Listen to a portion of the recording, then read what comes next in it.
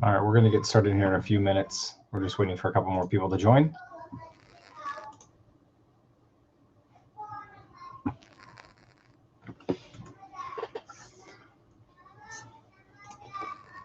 Are you brushing your teeth?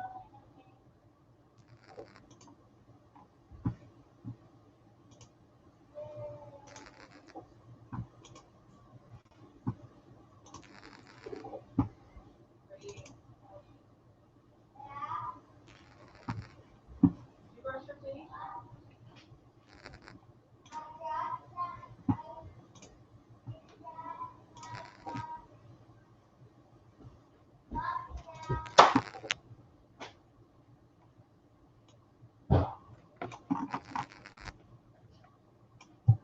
After you brush them, so you can get in bed.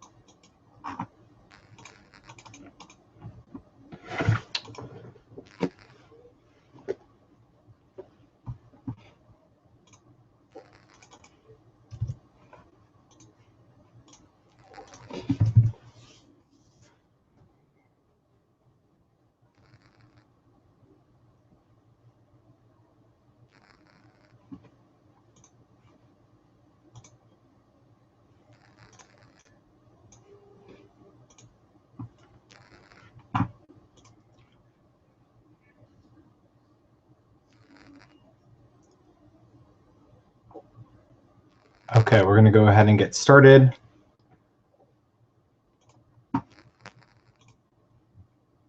This is our first attempt at a web training. So if you have any questions, you should be able to go ahead and provide comments back on the web chat. If you're having trouble, go ahead and send us an email and we'll try to answer any questions as we go. The biggest kind of topic we wanted to cover for the PACS was related to the new process to do registration. This year, we are going to run registration through the PACS first, as opposed to in the way we've done it in the past, is we've run registration online, and the PACS have to come to us, and we have to provide a list of who's registered. The problem being that we've had feedback that method required the PACS to go to parents to collect forms, information, and try to find volunteers. So we looked at the process and decided, based on some trial with a couple different PACS, that the best way to solve this problem is to put the registration through the PACS first, as opposed to putting the registration through online first. And so the information we gave to post online on the website on meridiandaycamp.com, there is on the front page, a PAC coordinator guide. And it should cover most of the dates and the registration and other information that's necessary in order to figure out kind of what process is going to entail. So what we're going to cover is we're going to go through some PAC information to talk about how to do the registration. And that is going to be posted on the main website on meridiandaycamp.com. On the homepage, you'll see for camp coordinators, there's a coordinator 2016 information link, and there's also now a PAC Info Night packet that you can download. This packet will be everything that we cover tonight. The packet, let me see if I can bring it up here.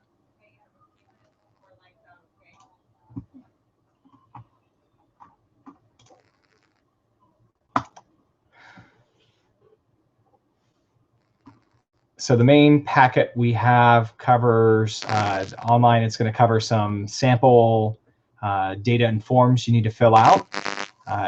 And we're going to show you tonight some of the information on Facebook, sample projects, talk about the unit box and binders, and the registration process. That's what we're going to be covering mostly. So first thing is this is identical information that is on the day camp website. This is the registration and forms required for camp. In order to bring everyone to camp, we have a list.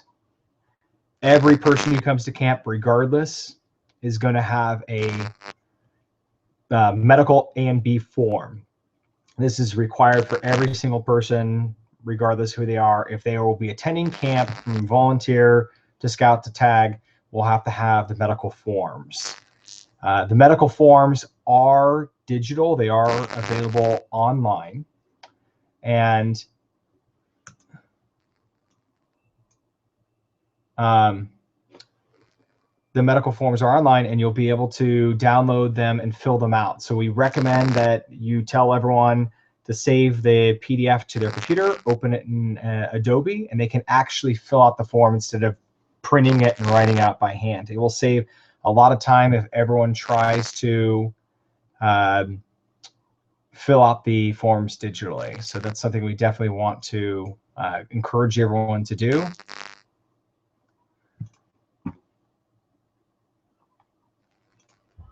The second part of the forms, medical insurance card. This one is definitely misunderstood periodically, so we want to make sure that we have all medical forms filled out, and then the medical cards attached. So we need a front to back copy of the medical forms, and make sure that you have a copy for each person. So if you have one family and they have 4 people coming to camp, try to make sure that you have a copy with each person's medical form. That way, if there is an emergency, we need to provide that information to the hospital or whoever, we can hand that information directly to them. We'll hand the medical form, we will hand the card, and that way if there needs to be a transport off-site, we need to take someone to ER, etc., we have that card available. So 1 copy each. The shooting sports form only applies to the scouts, any girls unit attendees, and junior helpers. So this will, this is if they do not have this form, we cannot allow them to shoot. It is available on the website with all our forms. The adult volunteers, we need the YPT certificate for each volunteer. If you are working on core staff, you're not coming through a PAC, and we do have some open staff positions I'll talk about in a bit. We'll get the YPT directly. But if they are working on as a volunteer and they're coming through the PAC, please put their YPTs. They have to be current. On the website, we do have examples on meridiandaycamp.com under the forums page of how to get to the YPT certificates course and print a copy of it in case someone has one from the past. So we have a lot of different forms online. I'll go ahead and show you the website here. So on the website, we do have here this link, forms required for camp. You'll be able to click on this and it will have all the information of these different forms people need to provide. And here's the examples of how to work with the online training system in order to be able to print a YPT certificate. The only other form we have, which is junior helper specific only, is a junior helper behavior form. It's just so that we can set expectations to junior helpers. They can sign it. If they forget, don't worry about it. When we do the junior helper training class, we'll have them sign it as well. And this is just something we'll review with them. It is just something we choose to do. So it is not a camp requirement. It is something we do to make sure we go over and set the expectations with them. It's also good for parents who are sending their junior helpers to be able to say, this is kind of what's expected. You are a junior helper. You are going to be leading and working with the scouts. So this is not just playtime. You are volunteering. So the junior helper form is available online as well.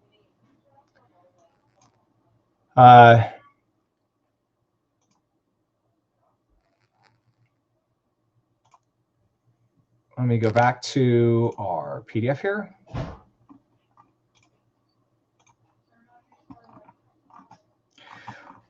Now, part of the registration process, as I said earlier, we'll be going through the PACs. And so we will be working to help all the PACs through this process because it is new. So if you have questions, feel free to reach out to us in email. The new form process we're doing is we're allowing everyone to fill out a pre-registration form.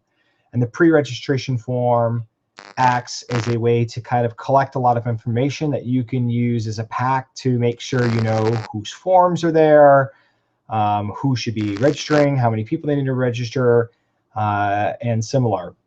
This is a PDF form that you can fill out. It is available on the forms page at the top. It's the pre-registration packet. Every family who wants to come to day camp will go ahead and fill out this form, and it does provide basic information on the form. The form is web fill out, so they can check boxes, uncheck boxes, fill out information. They'll be able to fill out primary adult contact information, scout information, etc. The most of this information here is for to help you. You should be able to say, I know who's interested in archery and did they get permission, so you should know that you have a shooting sport form. You can catch anyone who chooses rank Tiger to make sure they have a parent there all week. You can capture tag information, ages, girls unit. This is new this year. The girls unit we will be taking interest in, but we need to have volunteers who agree to run it. A girls unit will act identically to the Cub Scouts. So they will have all the forms, the medical forms. They will go through all the projects. They pay the regular rate. They count just as a Cub Scout. The girls unit is like the tags unit. If you have a girl participating in a girls unit and a Cub Scout, you need to be a volunteer as an adult for your daughter to be able to participate in the girls unit. So instead of having 9-year-olds in tags, we are hoping to have a unit for girls that are a little bit older. That is new this year. We used to do it and we're bringing it back.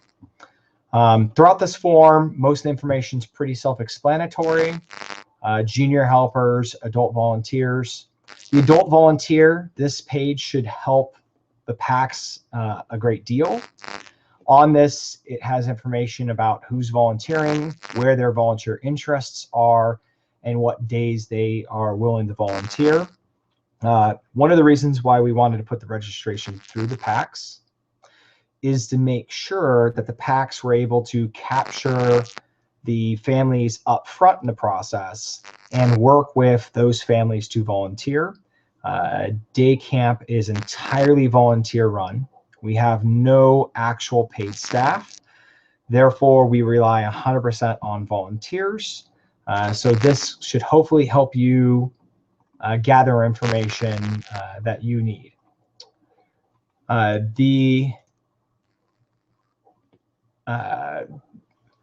The form is to be collected by the PAC. Basically, you should be collecting these registration forms, the medical forms, shootings forms, ID forms as you go. This way that every person who says, I'd like to register for camp, you get all the paperwork and everything right up front. That should help make it easier for you. You'll collect that information as you go. I'll show you in a second what needs to go into the binder, but you want to collect this information as you go. The question came out today via email. During the registration process, we had listed 3 different registration dates: the early registration, regular registration, and late registration. The answer to the question is, do you need to show up all 3? What they are is that as you go through the process of registering families, if you have a couple families that say, we want to go to day camp, here's a lot of forms, we want to do early registration. On the early registration PAC info night, if you want, you can come to us and say, here's my binder, here's all my forms. We can check the first time. If you feel comfortable that you know you collected the form information, you just need to notify us. Here's the email addresses, the families, and the total of registrations that needed to go for. So I had this email address for this family. They had 1 Cub Scout, 1 junior helper, and 1 adult volunteer. What we will be doing is then emailing those parents and sending them a link to do online payments. Then they will be fully registered. We recommend that you capture your volunteers as you go, because when we get to the very end, and the last registration night, that one will have to be in person. We will collect the binders from the PACs, and we will make sure that the volunteers are covered. I'll cover volunteer requirements in a second, but essentially the registration check-ins are so that way one of the things we do is why we give out early registration, why we do late registration is we need to start ordering, cutting, and preparing materials for the number of scouts that are coming to camp.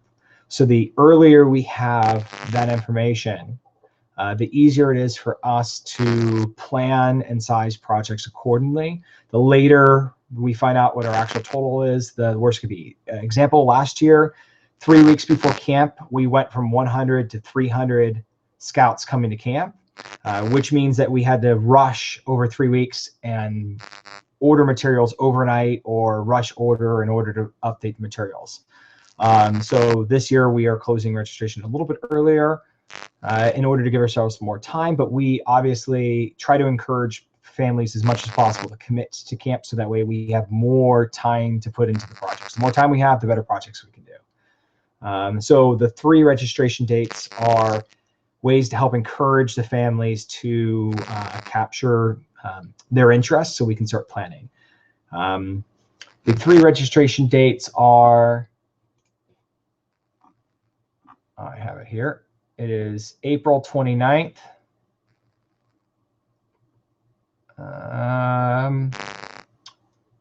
April 29th is early registration night. That's when the PACs will provide us the list of who's registered early. May 20th is everyone who's regular registered, and June 15th is the final registration, and we will close registration after June 15th. The families will have about 2 weeks to 3 weeks to make their online payments. They'll receive a link in their email that says go online to this link, and you can make your payment. We will deal with emailing with them. All we need is the email and the information about who's planning to register from each family. So as you collect these forms, we'll take the email from the front page. So you can keep these forms until you turn in everything at the end. The pre-registration form is to help you kind of understand who's coming, interest, and make sure you have the right forms. We do not need to collect all these actual forms until June 15th. So you can hold on to all your forms, medical forms, etc. If you have any questions, if you would like to come to a registration night, we will be available on April 29th, May 20th as well. So if you would like to come and show us your binder, have us look at it the first time, if you want us to make sure you're doing it right, we will be available. So we will either take by email your total registrants at that point in time, or you can come in person and have us look at your binder and we'll answer any questions you have. So we'll be providing a time and a location to meet us for the first 2 registration events, and then the last one, when we collect all the binders, that one we will need everyone to come bring the binder. We will provide a date and time for that as well. So let's continue with the medical form. I did include in this packet a sample medical form.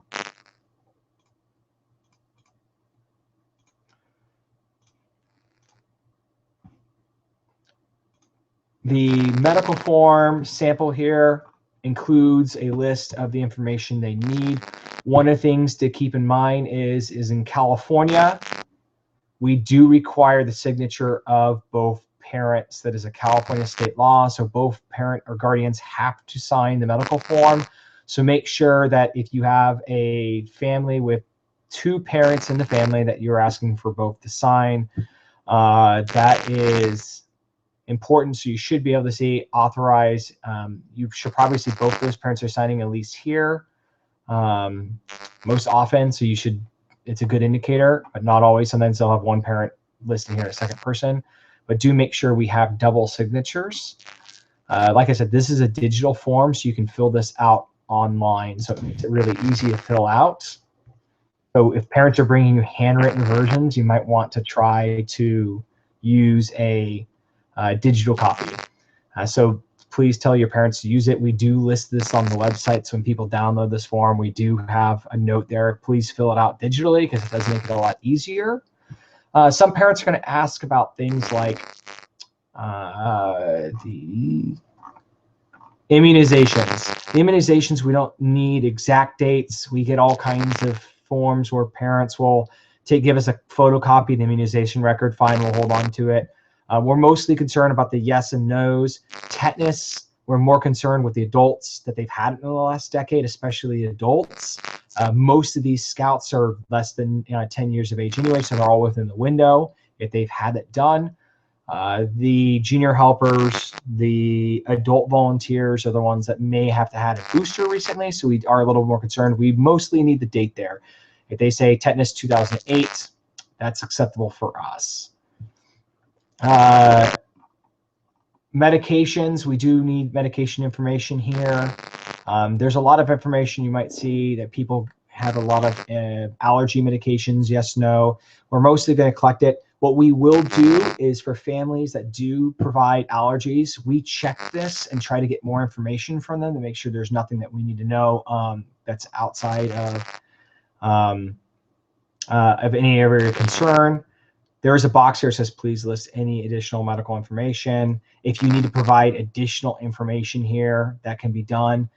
If they want to attach a letter to describe further allergies or reactions or medical conditions, that they may have seizure medication, that medication has been changed recently, that there's concerns from a pediatrician, we'll take this information and it will be provided to a medic. Ultimately, the medic may decide to reach out to some of these parents to clarify any information, in which that will happen. So the form here, when you review the forms being handed to you, try to make sure that they look similar to this. This is why we give you a sample form, so you can use this at any point in time. So this is, again, in the packet that's available on the front page of meridiandaycamp.com. In your day camp binder, everyone has a little bit different way of doing it. Some people put it in sleeves, some people do loose copies, some people put separators. For us, separating in sections makes it a little bit easier because then we can find this much faster. This is the information you should see for every single person coming to your camp. As they register with you and they hand in the pre-registration form, you should be trying to collect this information as you go and keep it in the binder. So that way it's a living set of documents you can collect. You get them once, you don't have to worry about it. And then the only thing you have to worry about then is making sure you have enough volunteers. You don't have to worry about the forms. So this is an accurate list what to deal with. When we collect all these forms in the binder, we will collect them from you on the late registration night in June 15th. We'll collect the whole binder from you. You'll be ready for camp.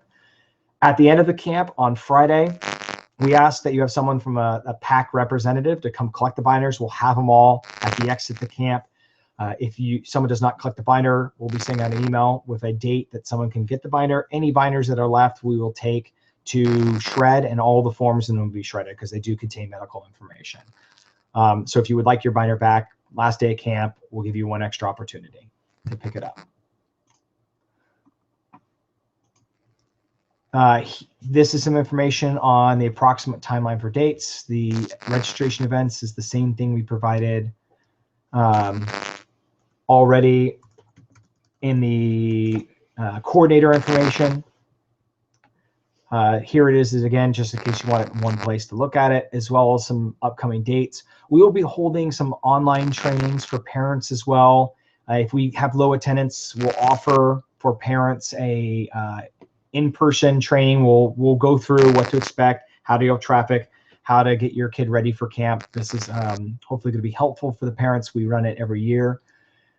These are some additional dates just in the run up to camp. We'll be putting together unit boxes, loading the truck. We will have an in-person training on July 31st at camp, and we will be doing setup. Then we will run through camp, and then at the end of camp, we clean up the truck and we bring things to storage. So the blue here is where we will have some opportunities to work with volunteers or ask for volunteering. We ask for volunteers at all points in time, and that is extremely helpful to us to be able to have volunteers. This is a sample form from last year. Just after we closed registration, we validated all the final unit numbers, everything else. Every single family will be getting a welcome letter just before camp, giving them the details, making sure they understand their final unit number, what to wear every day, what items to bring to camp, what's good for food and not great for food, procedures, medication reminders to bring medications on the first day of camp, etc. So this will go out to every single family. So if you get a lot of questions for families about what do I need to do, what do I need to do, we'll be sending this out about 3 or so weeks before camp starting. And that way, a lot of the questions parents might have will be answered either on the parent training or via this welcome letter.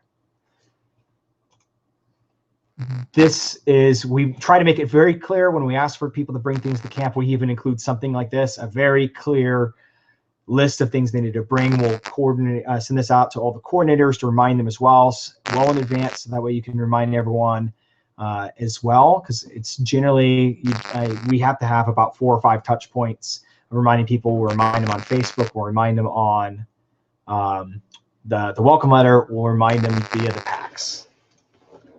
Online, we do have a Facebook page. People could follow us on Facebook. We use the Facebook page to communicate to people in advance. We also use the Facebook page to post information about the camp throughout the week to give parents an opportunity to see what's going on. We do have some open positions for staff this year. We are still looking for a lead for engineering, crafts, and swimming. We're always looking for additional assistant directors. We have 3 directors right now. We are looking for additional directors. So if you have any family members who are interested, we have openings for assistant directors. We're looking for additional adults who would like to work at the archery range and take the certification. And then we'll always have open staff positions to help in the different areas throughout camp, such as sports or parking or engineering and crafts.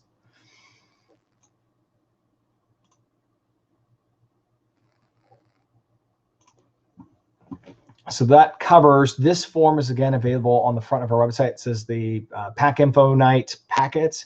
You can download this, and all the information that I just showed is there. We also have a,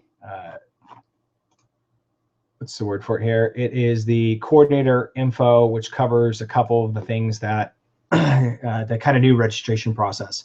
The registration process, as we said, works by the families handing all their forms to the PAC. The PAC validates all the forms are there. And then 3 times we will ask the PACs to just give us an update of who's new, who's now registering, and we will then use the email addresses. We will notify those parents. Here's a link to go online and pay. Once they pay, the registration's done. So we try to make it as a 2-step process. You can collect forms as you go, and we'll allow people to pay at 3 different kind of points based on early, regular, and late registration. One new thing this year we are introducing is a volunteer deposit. The volunteer deposit is mimicking San Ramon football clubs or soccer, formerly known as San Ramon Soccer. they do a volunteer deposit. The reason why we do this is because instead of just raising rates, our goal isn't to bring more money into camp, it's to bring more volunteers to camp. And to offset that, what we are offering is unlike before where there was a refund for 5 days of camp. If you work 5 days, you received a rebate towards your camp. Now, after you've volunteered 2 days, you get a full refund of your volunteer deposit. We then give you $25 for each additional day of volunteering. Right. So now anyone who helps to set up and clean up and then shows up for 1 day of camp, they will receive a deposit refund and a rebate for 1 day of working at camp. This is a great way to kind of make it more beneficial for people to volunteer at all. So we're asking almost everyone to volunteer in some way, shape, or form. We will have volunteering before camp, at camp, during camp, on the run up to camp with project preparation. We need people to cut wood, count beads out, help us build boxes, paint things. So there's a lot of opportunity that we'll have for people to prep and work. We need lots of people on site. If you think about it, we had last year almost 300 scouts. We had 21 units requiring 2 adults per day, 21 units. We had over 40-something adults in units. Then we had adult staff running stations and other things. So we have about 70 adults at camp every single day. So that out of 200-something families, you almost need at least 1 of every 4 families has someone at camp at that day, at minimum, in order to run the camp. So what we decided to do is make it more explicit, our needs for volunteering, by offering a volunteer deposit. And so when you look at the form and you see that, it's 1 time per family. So if you have 2 or 3 or 4 scouts, you just pay 1 time. And that deposit is refunded when you work at camp. The other thing we're going to offer this year is stacking. So it's based on volunteer days. So if you have 2 parents volunteer at camp this year, we count each of their days. So if you have 1 volunteer Monday, Tuesday, and the other person volunteers Wednesday, Thursday, Friday, we count that as 5 days. So that's going to count towards the family. Before, it was confusing where if you had 1 parent volunteer for 2 days and 1 parent volunteer for 3, we didn't treat them as 1 family volunteering. We now do. So if you're a family that volunteers quite a bit and you have both parents volunteering, we count that as volunteer days. That's how we count it, as a volunteer day. If you do setup and cleanup, it's a volunteer day. If you are pack coordinator, we count that as 2 volunteer days for being a pack coordinator. Or if you are doing a project prep, we might say it's 1 day. If you show up to camp, any day at camp is a day. That way you can add up all the volunteering. We're going to collect that and track it. We're going to collect who our camp coordinators are. We need to track who does what projects, who shows up to camp. We're going to be very religious about tracking all those components. That way we can make sure everyone receives their refund this year appropriately, and any rebates they get towards reducing camp. If you look at our examples we did provide on the pack coordinator sheet, it does show that we have examples. There's 3 examples. One where a family received the maximum rebate. They did not have anyone actually volunteer at camp. They couldn't have some volunteer at camp, so they did set up, clean up, and did a lot of project preparation. They were able to receive the discounts, etc. So we want to make it clear to the parents, it's like volunteering at camp, we need a lot of people at camp, but not everyone can show up to camp. Maybe there's a work constraint, maybe there's something else they have to do, but they can still help and they can still volunteer. And so we will be working a lot with the things like Sign Up Genius. We'll post this on Facebook. We'll make it available on our website. We'll email the packs and say we have new list of positions that we're looking for people to sign up for. We'll use Sign Up Genius.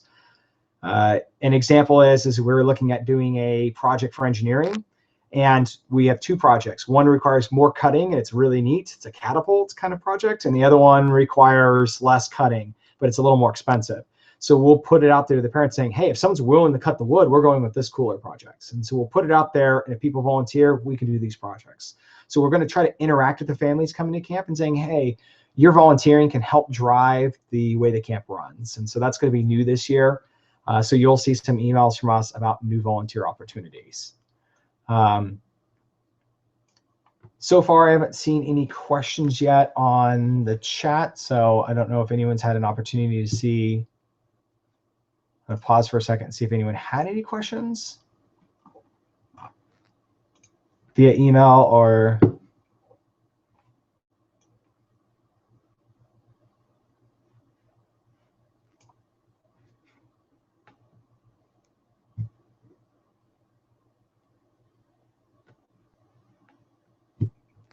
Okay.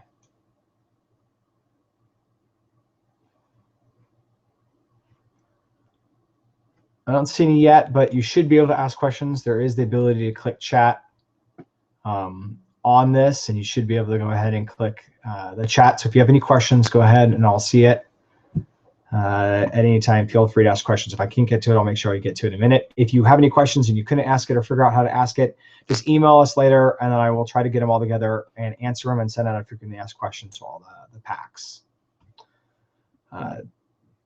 The next area that we have that we want to cover is volunteers. This is probably one of the more complex things. On the pack coordinator guide, it lists the kind of volunteers we need. The volunteers are, we have basically that per unit. The ask we need is 1 all-week volunteer for the unit. That's the preference. That's probably the most important volunteer. An all-week unit leader makes it a lot easier for the unit to run well. If you've been there, you went to the training on Sunday, you've been with the scouts throughout the week, you've been through and survived Monday, and you make it to Tuesday, Wednesday, Thursday, it becomes a lot easier. It's a lot less stressful when you know what you're doing. That way we can focus on the program and not so much on training every single new leader. The second leader for every single unit, because every unit needs at least 2, we ask for unit sizes about minimum 8, maximum 12, and that gives us about, we have to have 2 deep leadership. The second leader for every single unit does not need to be an all-week leader. They can come and say, I could be there Monday and Thursday. And another person says, I can only be there Tuesday. That's fine as long as we cover the days. The other person we request all week from the pack is every single unit, we need 1 additional volunteer that will work in stations. Engineering, swimming, sports, helping with the junior helpers. So the more people that sign up to take staff positions and just volunteer to do that, we're great, but we need additional helpers. Engineering, we have 1 person who generally says, oh, I'm going to be in charge of engineering for the whole week, and they come meet with me and the other directors throughout the year to get ready. But they cannot run engineering themselves if they don't have a staff of other adults. So we do have to have what we call station staff. So when we ask for this, when parents are registering for camp, you want to kind of stop them and say, hey, thanks for the paperwork. Thank you for the forms. How are you helping at camp, right? And your preference is, are they going to camp? Your second thing is how are you going to help the camp at all with any project prep, et cetera? And you want to collect the volunteers and tell the parents, it's like, we have to have minimum number of volunteers or we can't do camp. And this is supposed to be a camp that's for everyone. Last year, we had a lot of parents coming up and saying, we really loved camp. It's a lot of fun. You know, we try to use things. We use what we call camp-wide game, which is throughout the week, we have a storyline. This year's theme is Take Flights, and our theme for the camp is Journey to Cloud City. And so we, in the camp-wide game, try to make it fun for the volunteers as well. You know, and so this year, we're going to have a couple neat, fun characters, including the constable of the air guard, right? A kind of squirrely, you know, goofy kind of guy who's going to be up there helping to prepare all the scouts to get ready to join the air guard, right? And so we have costumes, we have a lot of fun. We encourage the adults to have fun, the boys to have fun. We want them to have an experience. It's not just there just to do some projects. We want them to be there we want them to feel theme and the enjoyment of the storyline. So being at camp is one of the best things in the world for volunteers. It's the hardest thing to get volunteers for because it requires people to take time off of work. That's generally the hardest thing. People go, oh, I gotta take time off work. But we remind them, it's like, this isn't supposed to be just day care, it's day camp, and we want them to join in, right? And they get the opportunity to be there and make a difference in their child's life and the lives of others. So we want them to have fun. We do everything we can. Our job as directors is to make sure there's a great program, but make sure it's a great experience for the volunteers too. This will be my 17th camp since, including when I was a Cub Scout growing up in Danville, all the way now to being a director. There's a lot of fun for these volunteers. And what they get to do is be there, be present for their scouts. A lot of the scouts are like, look, there's my mom or my dad and my uncle. We had a grandfather last year who showed up just to do drop off. And it's like, can I help? We registered him, signed him up, and got him on YPT training on a computer right there. And he loved it and was there the entire week, right? And some other parents were coming up and saying, I want to stay. I want the parents to know how much fun it is. So I want them to want to come volunteer. So when you're asking the volunteer, it's not just a requirement. We do require a number of volunteers. We want the parents to want to volunteer. So we will be putting out some web videos and some other stuff, recruiting videos over the next week or two that you can show to the boys. We'll also work on some videos to the adult leaders, and we want them to come to camp and have fun. So that's my spiel on why they should come. It does require that we have, again, we have the requirements listed on the form. We need one all-week unit leader, one all-week station volunteer per unit. If you have a larger pack and you might have 2 units, just multiply it times the number of units. Then we also require a second leader per day that fill in the units. We have 2 leadership. Again, does not have to be the same day.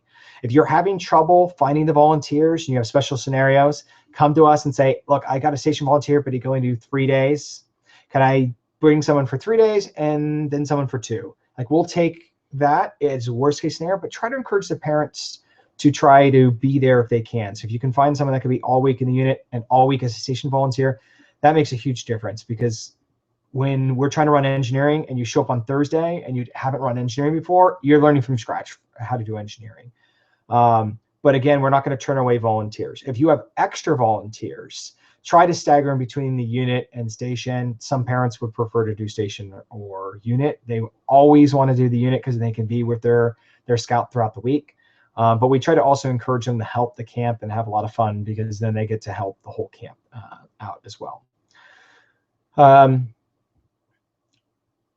Collect the volunteers as you go is our advice, as opposed to waiting for everyone to register and then you go, hey, here's your volunteers.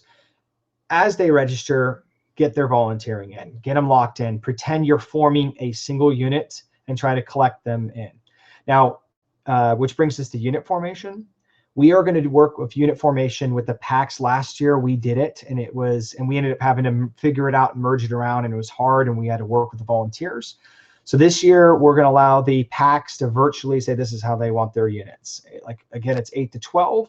If you are having trouble, then we will come to us and say, I'm getting about 4 or 5 boys. I don't know if we're going to get enough to form a unit. Email us, and then we will send out and help you pair up with other packs. We'll help work with them. If you know another pack you want to work with, maybe you know them as friends, you know you're going to have a similar unit, work together. If you're a larger participating pack, if you have 14, 15 scouts, and you're like, well, I got enough for a unit of 12, and I got a little bit, and I need an extra unit, we'll help you merge together to create these units. So units, again, between about 8 to 12 scouts. And then we need the volunteers per unit. So each time we form a new unit, it requires 2 adult leaders per unit. So that's why we give you a range of about 8 to 12. So you normally don't want to split units until you have to, because otherwise we require a lot more volunteers. But again, as you go and you're getting the families that come forward, pretend you're staffing for a unit. Your first scout comes in, pretend you have a whole unit and you need a whole week volunteer and a second volunteer every single day, and work with that parent. What can you do? I have this whole week position. Can you do that? You can't. Could you be there any of the days of the week? You could be, okay, tell me what days you prefer and what days that you could do. Maybe you could do 2. You don't know yet. I'm going to write you down for 2. Then maybe you find a person that says, well, I'm off Tuesday, Thursday because I'm a firefighter. I can be there Tuesday, Thursday. You lock that person in and go back to the other person and said, you said you could do 2 other days. Can you do Monday, Wednesday? So work through your volunteers as you go. We will be sending out a volunteer sheet. It's a grid. It will help you fill out your spots you need. So that will be coming out over the weekend, and it will be a volunteer kind of tracker. That way you can kind of track your volunteers. Again, you need any help with this, ask us. Last year, a couple packs said, I just short a volunteer or two. I am more than happy to email the people that are registered and said, we need that other person, or we can't accept the whole unit. If we don't have 2 deep leadership one day, I can't have the boys there. We are here to help you. We don't want to have that kind of situation. We want to encourage the parents. We would rather that so many people volunteering, you don't know what to do with them. You wonder why there's more volunteers than scouts, right? That's never going to happen, but we wish it did. So volunteers is very important, and unit formation will be a pack thing this year. That's new. Always ask us for help. Ask us, I've got this number of scouts, I got that number of scouts. That makes, of course, that's again why early registration is a thing. If you can get most of your scouts that are going to day camp signed up early, and you get them really quickly, and there's not a lot of changes, you get all of them up front, it's really easy. You know how many scouts you're going to have, you know how many parents are going to volunteer, and you're kind of done really quickly in case one person changes their mind. So the faster you can get your parents to decide they're coming to camp or not, the easier it is for you. So that's why we give a early registration discount, to give you some leverage in getting parents to commit. It helps everyone involved. Those are the biggest changes this year. We have the pack registration first. The volunteering is going to be through the pack. It was last year, but we're trying to help you a little bit. And the unit formation now this year will be a pack thing. We'll let the packs form the units, and we'll help you guys get together if you need more scouts to form a full unit, or you're running through volunteers. That's it for most of this year. Again, we will be putting up some online forms, online videos. We will have our characters. We will put up some videos on Facebook. We'll be putting up some videos that you can download on YouTube. If you want to play in your pack meeting, I'll email you out, let them know that you're there. There'll be recruiting videos to try to encourage kids to come out to camp. We just got our first set of costumes in, so we'll be able to start filming some of this stuff over the next couple of days, and we'll get it out to everyone else as soon as possible, so you can show it in your pack meetings if you would like to, or you wanted to share it out to your parents via video. Last thing I'm going to go through is the website.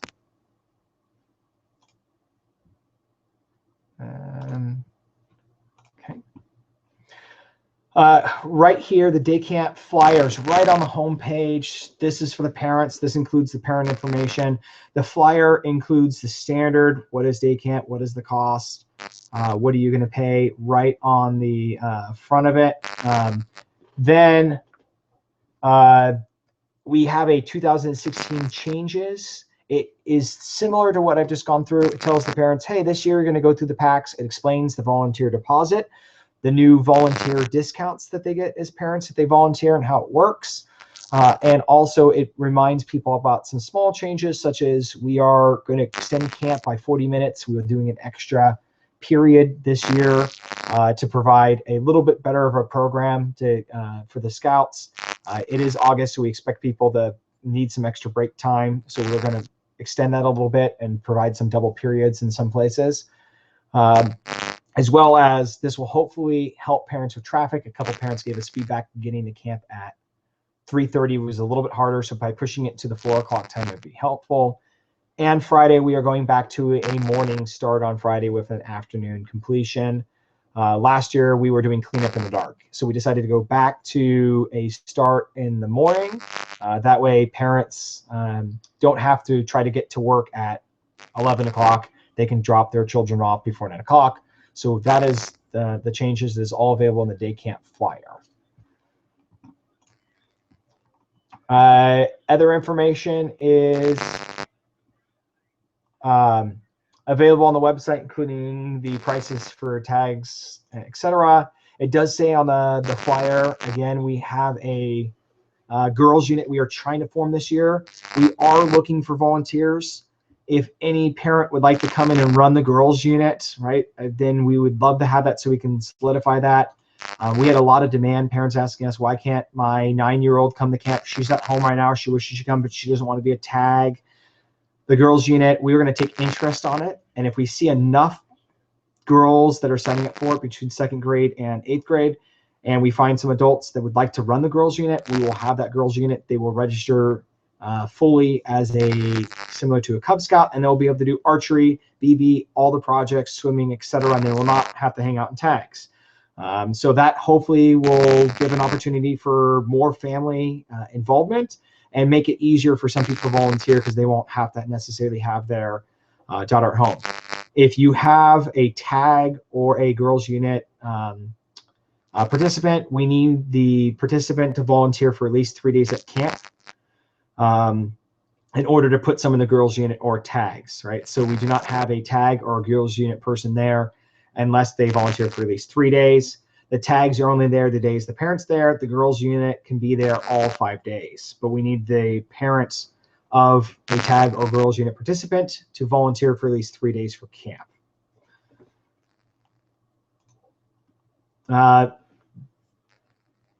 There are some information on the website. Everything should be here. It talks about tags, potty training, and different kind of components here. This talks about how many spots we can have, etc. We have what to bring to camp, reminding everyone about camp. We'll cover this again multiple times with people. It's on the website. Don't forget. We'll email them. We'll train the parents. We'll go through parking and drop-off procedures again with the parents. So the website should cover most of the questions. Feel free to point people to the website at all points in time. Hopefully that will make it helpful for any of the parents who have to have questions. At this point, I think this is mostly what we wanted to get out. Most of this was about helping understand the registration process and the questions we have. If there's any questions, I'll leave this open for a minute or so to take questions. If not, or you have one you want, you can email us offline as well in case you have any additional questions. So that's it, and I'll see if anyone has any questions at this time.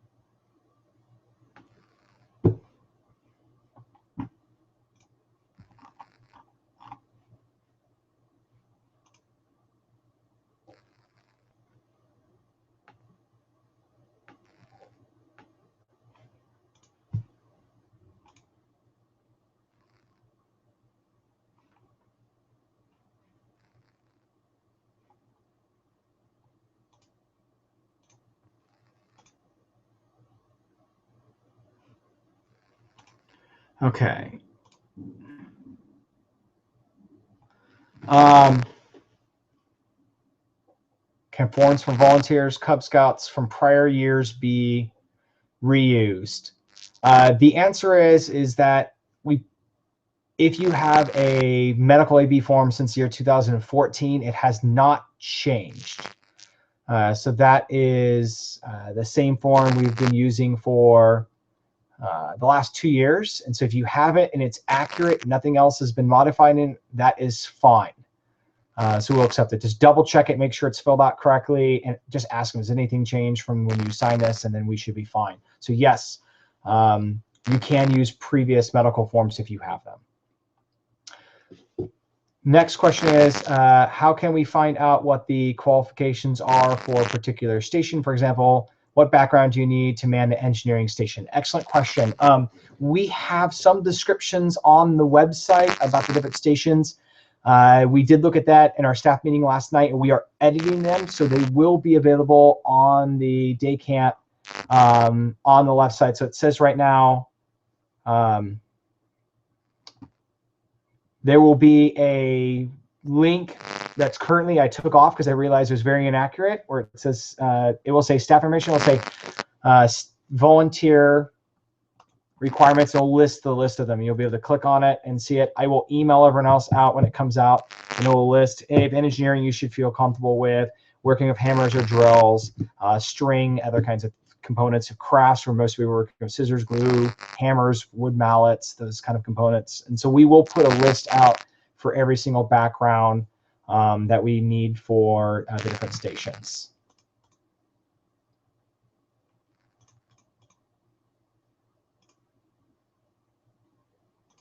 Okay, are there any other questions?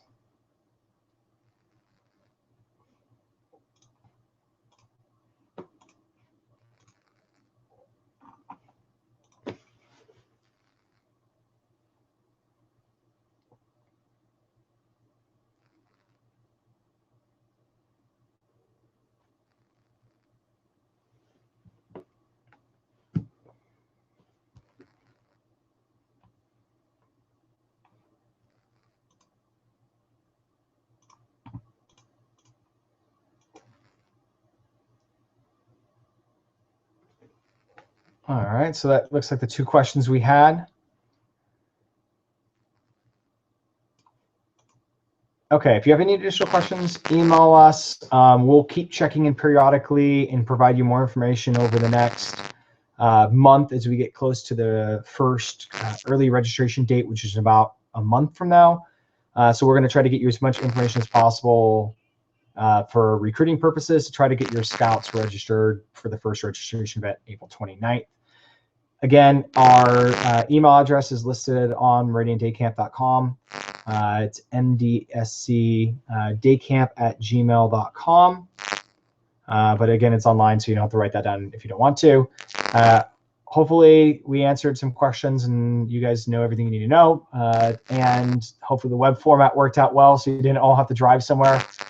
If you know anyone in your pack needs to see this too, you can use the YouTube link. It is recorded on YouTube, and it will be available online for anyone to watch at any point in time. And we're going to post a link to it as well on Facebook for any of the pack winners. Well, thank you, everyone, for joining tonight. And I think we are finishing exactly on time because it's almost 9 o'clock. So thank you.